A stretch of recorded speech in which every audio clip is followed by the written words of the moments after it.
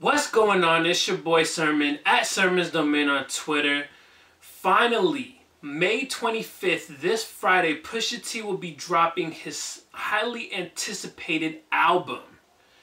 Now, we thought it would be King Push. Up until today, we were all in the impression that he was dropping King Push.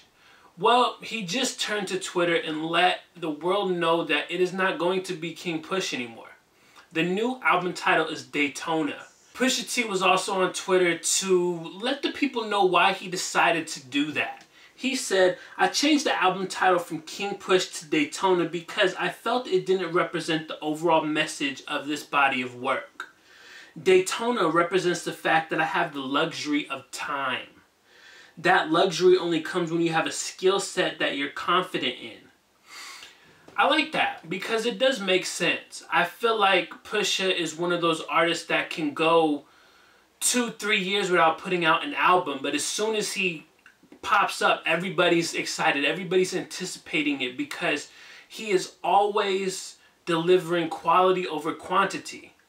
The wait for King Push was super long. And over that time period, we heard like the album was done like once and then again and then a third time.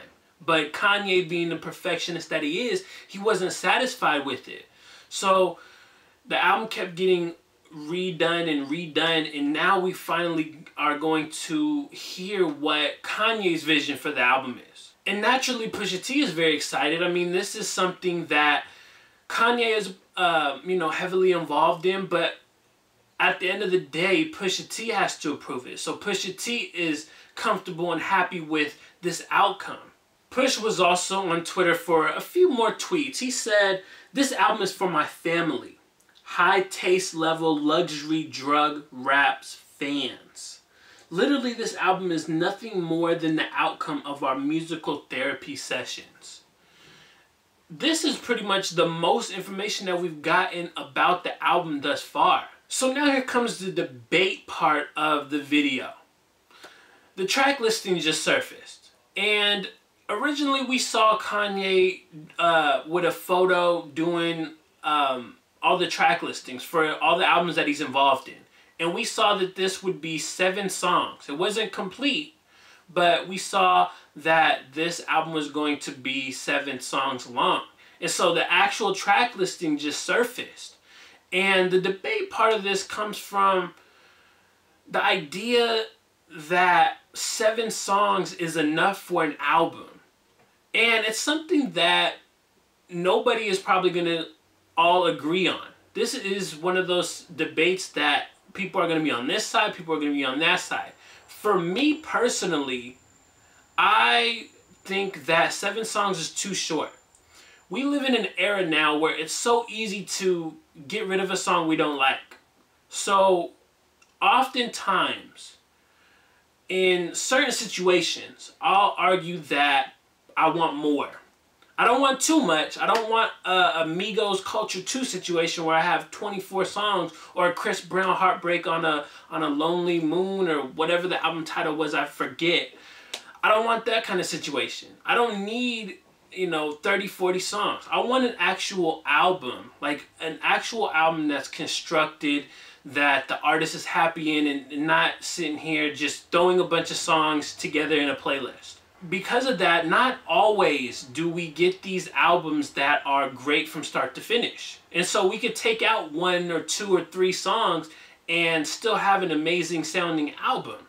That's the beauty of the internet nowadays. So for me, when I say I want more songs, I definitely want more.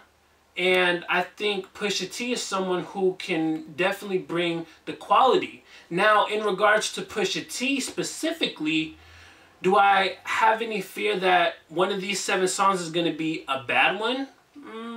It's debatable. Like I said, Push has always delivered when it comes to his music, so I'm kind of on the fence. Like I said, I would want more Pusha T for sure, but I also know that the 7 songs we're about to get could be really good. So I'll discuss them a little bit. There's not too much going on with the track listing of Daytona. You got a record called Hard Piano featuring Rick Ross. And then you have the one song that a lot of people are going to be looking forward to the most. It's called What Would Meek Do? Featuring Kanye West. I don't know if this is a record that is going to sound like... It might be a record that sounds outdated. I don't know. What would Meek do? I mean, it is clear that this record was probably recorded before Meek got out of prison.